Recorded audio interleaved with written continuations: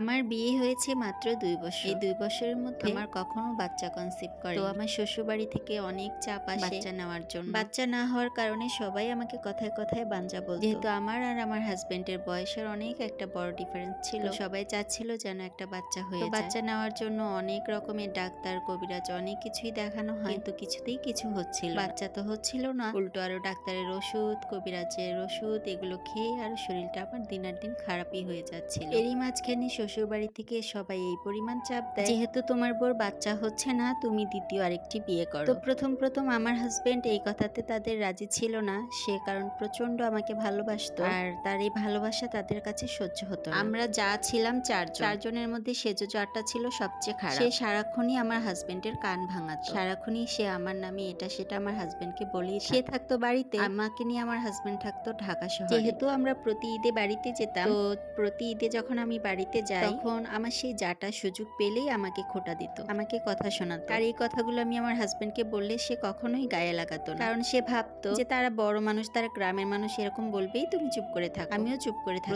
প্রথম তো চুপ করেই ছিলাম। একদিন হঠাৎ করে সে আমাকে বলেই ফেললো যে তোমার তো বাচ্চা হচ্ছে না, তাহলে তোমার হাজবেন্ডের ভবিষ্যৎ কি? তোমাদের এই টাকা পয়সা, তোমাদের এই ধন সম্পদ কে খাবে, কে নিবে? তুমি কি তাহলে সারা জীবন বাঞ্জাই থাকবে? তখন থেকে আমি মনে এত বড় একটা কষ্ট পেয়েছি, এই কষ্টটা এখন পর্যন্ত আমি ভুলতে পারি। সে যে আমাকে এত বড় একটি কথা বলল, এই কথাটা আমি আমার হাজবেন্ডের সাথে শেয়ার করেছি, সে কখনো এটার প্রতিবাদ করে, আর আমিও কখনো আমার সেই জালকে অভিশাপ দিই। কারণ কি জানি, তারও 2টা মেয়ে ছিল। আমি কখনো বলিনি আমার সাথে আপনি যেমনটা করছেন আল্লাহ পাক যেন আপনার 2টা মেয়ের সাথেও তেমনটাই করে। আমি কখনো এরকম কোনো কথাই বলি না। কারণ কি জানেন, আমার অভিশাপ দেওয়া লাগবে না। প্রকৃতি তার নিচের রিভেঞ্জ নিতে খুবই পছন্দ করে। আপনি যার সাথে যেমন করবেন আপনি ঠিক তেমনটাই ফেরত পাবেন। দেখতে দেখতে আমার বিয়ের বয়স 5 বছর হয়ে গেল। 5 বছরের মাথায় আমি একটা সন্তানের মা হলাম। আমি তো আলহামদুলিল্লাহ একটি সন্তানের মা হলাম, কিন্তু প্রকৃতি তার রিভেঞ্জটা নিতে একেবারেই ভুলেনি। আমার যে জাটা কথায় কথায় আমাকে বাঞ্জা বলতো, খোটা দিত, তারই বড় মেয়ের বিয়ে হয়েছে আজ 3 বছর। তার বড় মেয়ের এখনো কোনো বাচ্চা কাচ্চা হয়। এখন কিন্তু তার মেয়ে শ্বশুরবাড়িতে সুখী না, কারণ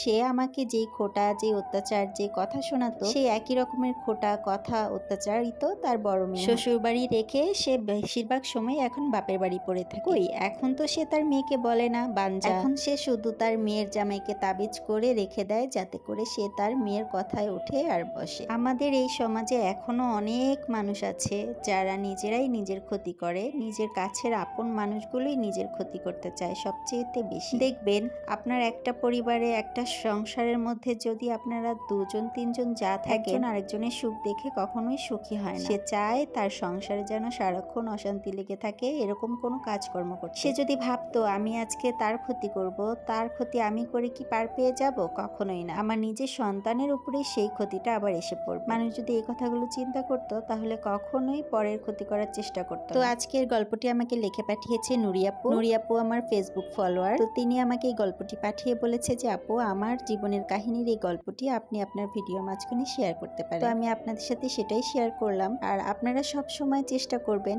কখনো কাউকে কষ্ট দিয়ে কথা বলবেন, কারণ আজকে আপনি একজনকে কষ্ট দিয়ে কথা বলে খুব আনন্দ পাচ্ছেন, কিন্তু ভবিষ্যতে সেই কষ্টটাই আপনার কাছে কিন্তু আবার ফেরত আসবে। তো আজকের ভিডিও আমার এই পর্যন্তই। সবাই ভালো থাকবেন। আল্লাহ হাফেজ।